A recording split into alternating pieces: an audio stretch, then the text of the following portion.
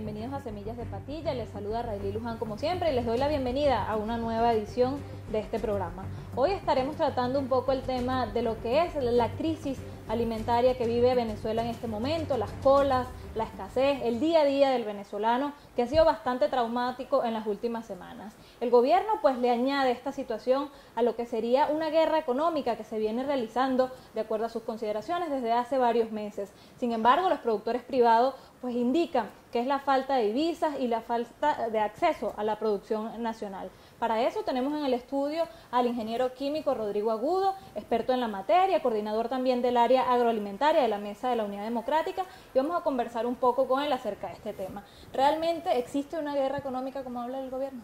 No, yo lo que creo es que más que una guerra económica, lo que estamos viviendo es una economía de guerra, ¿no? Porque es que creo que ciertamente Venezuela está viviendo una situación que me atrevería a señalar que en los últimos 70 años de la historia republicana venezolana no se ha vivido. O sea, hoy la población venezolana está movilizada en su totalidad, independientemente del credo, de su condición social o de su nivel profesional o de la actividad económica que hace.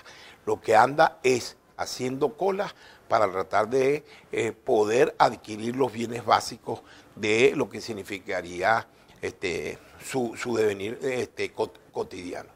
Y lo más grave es que yo creo que esa situación que se está viviendo vino para quedarse. Vino para quedarse por una sencilla razón. Cuando un cuerpo, un sistema tiene una enfermedad, la primera condición para poder estructurar un programa o una acción que solvente esa enfermedad es reconocer que la enfermedad existe. O sea, cuando un paciente de cáncer quiere hacer un tratamiento contra el cáncer, lo primero que tiene que interiorizar es que tiene cáncer. O cuando alguien tiene una adicción, sea droga o alcohol, etcétera, lo primero que tiene que aceptar es que está adicto. Y el gran problema que hoy nosotros tenemos es que el país tiene una crisis alimentaria, el país tiene una agricultura que está totalmente destruida y el gobierno se comporta como si aquí no ha pasado nada. Cuando uno oye las declaraciones de los responsables de la política agroalimentaria del Estado, así sea el vicepresidente para la seguridad alimentaria, el ministro de Alimentación o el ministro de Agricultura, ellos lo que hablan es que todo está normal, que el problema son unos pequeños agitadores que sí, que están haciéndole un saboteo al gobierno en función de un beneficio personal o a lo mejor un beneficio político. Si no reconocemos que tenemos esa crisis, evidentemente mal podemos nosotros trabajar en buscar una solución para solucionar la crisis. Y digo que es estructural porque eso no es de ahorita. O sea, lo que nosotros venimos viendo o lo que hoy estamos viviendo o lo que Venezuela empezó e inauguró el año 2015, desde enero, a padecer, es el resultado de una política equivocada de más de 10 años. Durante 10 años, 12 años, la orientación política del Ejecutivo Nacional fue tratar de cambiar las relaciones de propiedad en la producción nacional, en el campo venezolano, en la agricultura, en términos de propiedad, bajo una, hoy plenamente demostrado, una falsa premisa. Venezuela como país petrolero tenía dólares suficientes para poder importar toda la alimentación que necesitaran los venezolanos. ¿Cómo se combate ahora esta política errada, estas equivocaciones durante una década? Claro, luego de que se reconozca, como usted dice, que sí se está ante una crisis. Bueno, porque es que yo creo que, vamos a decir, la causa fundamental que genera esta crisis es la falta de confianza. La falta de confianza, por un lado, de los inversionistas, que bajo la arbitrariedad de un Estado que no respeta la propiedad, que expropia, que confisca, independientemente del nivel, porque ahora un funcionario de tercero o cuarto nivel se siente en la potestad de mandarle a quitar a usted el resultado del trabajo de 50 años. Entonces, no hay confianza en la inversión, pero también en el consumidor. Hoy tampoco hay confianza de que el producto va a estar mañana o que va a estar pasado mañana. Entonces yo lo que vea lo compro. Y lo peor, y la situación es tan grave, que cuando usted vea las colas, muchas veces usted le pregunta, bueno, ¿y por qué está haciendo cola? ¿Qué van a traer? Ah, yo no sé. lo que venga yo me lo llevo, pero ¿por qué? Porque se está generando una distorsión tal que la gente se lleva lo que consiga, porque a lo mejor su vecino está haciendo otra cola que va a llevarse un producto que sí necesito. Y si yo me llevo algo que no necesito y él lo necesita, entonces yo puedo... ¿Sería un tema de conciencia en la población también? No, en la población es un tema de sobrevivencia, no es un problema de conciencia, es una respuesta natural. Si yo necesito leche, yo necesito café y yo necesito harina y yo no sé si mañana lo voy a conseguir, yo me llevo hoy lo que consigo en alguna manera, pero no conseguí pañales y necesito pañales y mi vecino tiene pañales, entonces la harina excedente que me llevé se la doy a mi vecino que no los consiguió y él me da los pañales. Es un problema de sobrevivencia, pero le repito, la única manera de que podamos rescatar confianza en ese consumidor es que ese consumidor acuda al mercado y siempre consiga una oferta y una oferta excedentaria para yo empezar a tranquilizarme en términos de lo que son mis necesidades fundamentales.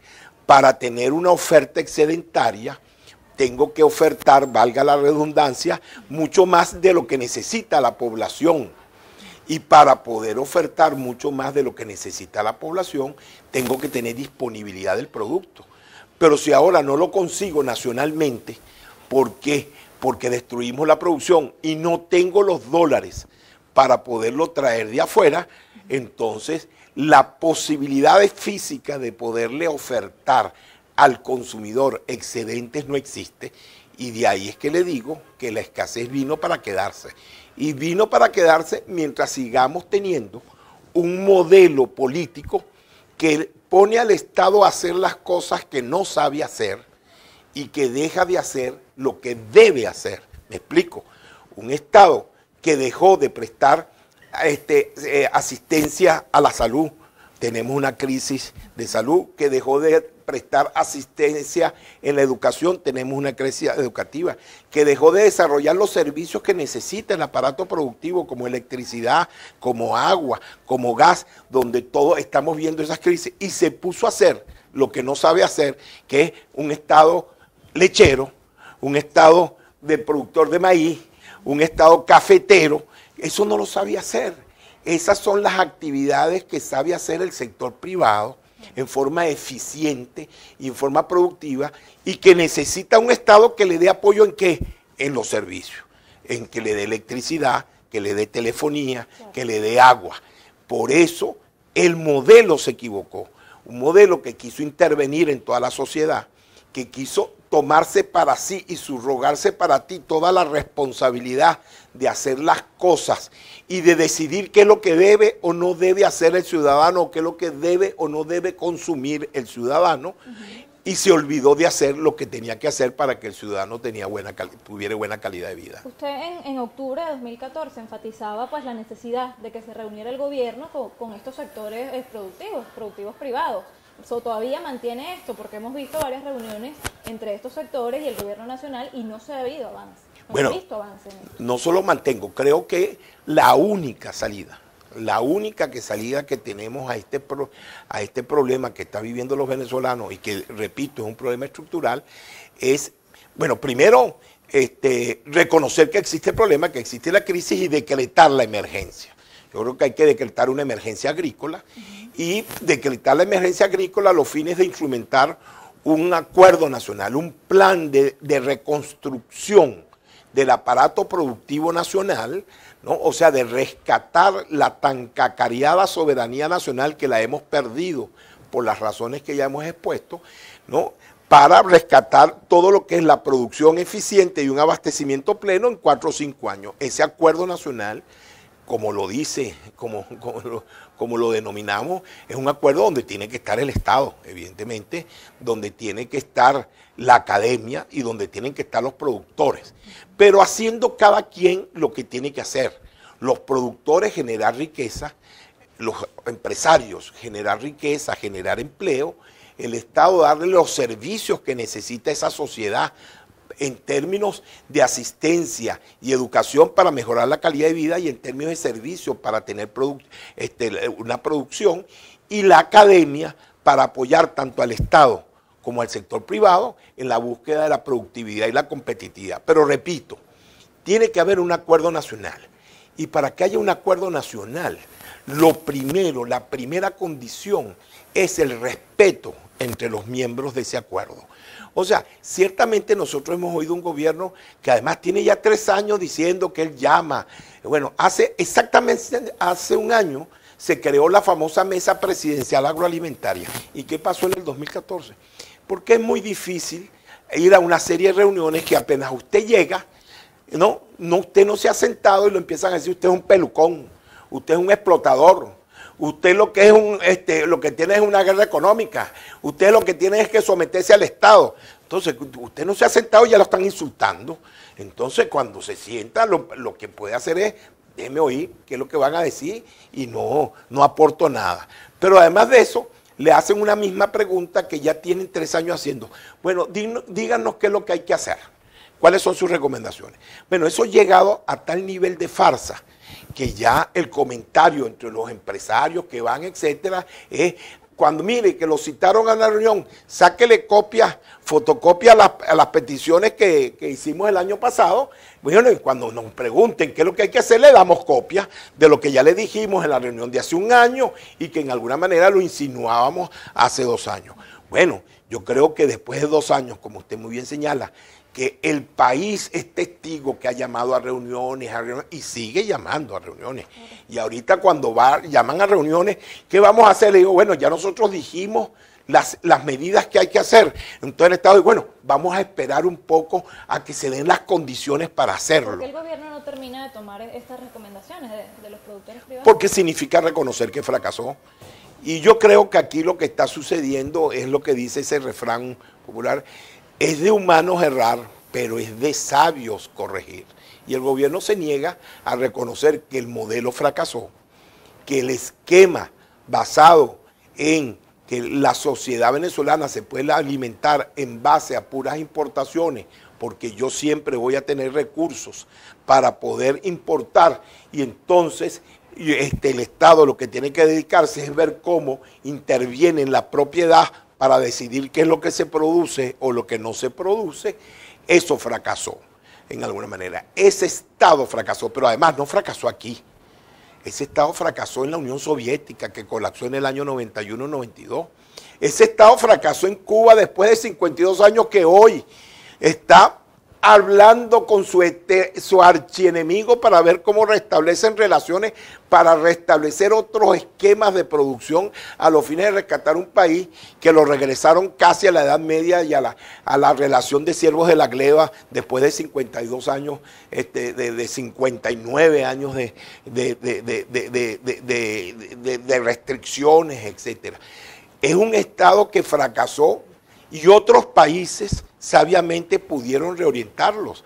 Ahí está el ejemplo de China, que hoy es la primera economía del mundo, pero la base de la producción económica en China es privada. China sigue teniendo un Estado hegemónico, absoluto, casi dictatorial en términos de lo que es el manejo de la estructura política de China. Pero toda la economía la maneja una economía privada. Pero no hablemos de China, Vietnam.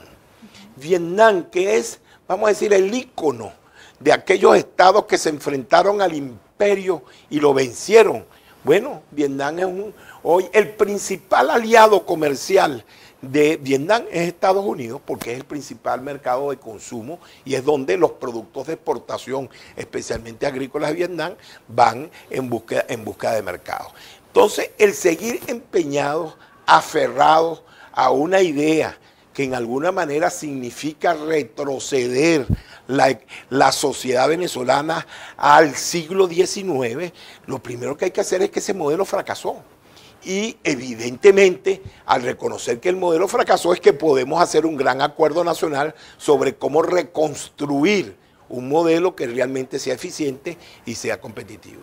¿Qué le espera entonces a los venezolanos en los próximos años? ¿Cuál es el panorama para este 2015? ¿Cuáles son los productos más críticos que se han visto ahora en cuanto a la escasez, los niveles más críticos de esos productos? ¿Y cuáles son aquellos que pues no volverán a aparecer? Bueno, yo creo que progresivamente los productos irán, es que la población sigue creciendo, la producción nacional no se recupera, no tenemos dólares para importar, creo que la respuesta está ahí. Mientras no se reconozca la necesidad de que hay que reorientar el modelo productivo y hagamos un acuerdo nacional para reconstruir, bueno, yo creo que la escasez seguirá creciendo y las penurias y las limitaciones que va a tener la sociedad, la pérdida de calidad de vida de la sociedad, seguirá progresando. Ahora, la propia sociedad tiene la respuesta, ¿no? Porque la sociedad es la que decide quiénes la gobiernan. Y si los que fracasan o se equivocan y no tienen la sabiduría de poder reconocer su error y reorientar, evidentemente perderán la confianza de esa sociedad y serán relevados. Teniendo un Estado sin divisas, teniendo un Estado con más necesidades que soluciones o que herramientas para impulsar la producción nacional, ¿cómo se realiza esto? ¿Cómo se impulsa esa producción? Vuelvo a repetir, mientras no se cambie el modelo, no hay posibilidades. Y sí, aunque suene muy duro lo que le voy a decir, siempre vamos a estar peor. O sea, el piso nunca se toca.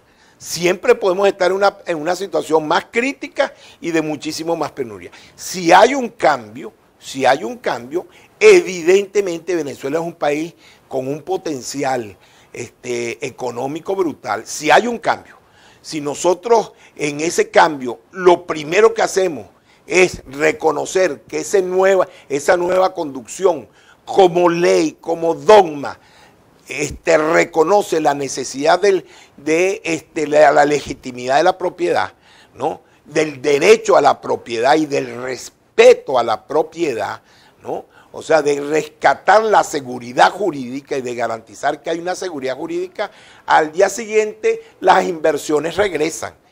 Y si en ese ambiente donde hay un Estado que es coherente, que ve, que la comunidad internacional ve que no es que está como vivimos hace 13 años, donde esto parece un saco, ¿no? O una jaula llena de perros y gatos cayéndose a golpe, donde todo el mundo está de acuerdo en un plan de reconstrucción, también los créditos y las ayudas internacionales regresarán, regresando la confianza en la inversión, abriendo nuevamente los espacios de la posibilidad de conseguir recursos.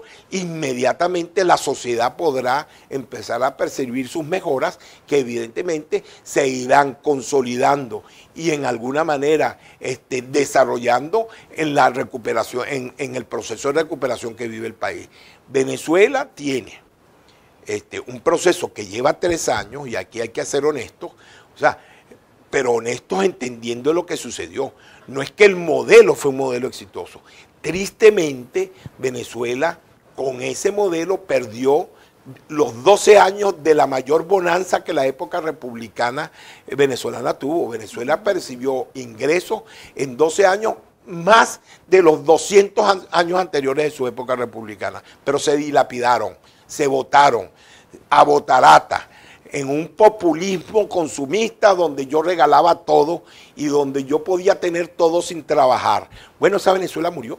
Ahora hay que trabajar para poder tener, y eso significa la reorientación, pero la orientación de una sociedad en base a un modelo que tiene una gran sustentabilidad, y es que el trabajo hace riqueza y la riqueza es la base del crecimiento de la sociedad. Bueno, muchísimas gracias, doctor Agudo. Conversábamos acá con el ingeniero químico Rodrigo Agudo, él es coordinador del área agroalimentaria de la Mesa de la Unidad Democrática. Hablamos un poco acerca de la escasez que enfrenta en este momento Venezuela y la crisis que enfrentan los venezolanos. Su primera conclusión pues sería hacer un llamado al gobierno a reconocer la crisis, a reconocer el problema y tomar las medidas necesarias y actuar. De lo contrario, pues la crisis podría agudizarse siempre para todos los venezolanos. Por el momento se despide Rayleigh Luján y los esperamos para una próxima edición.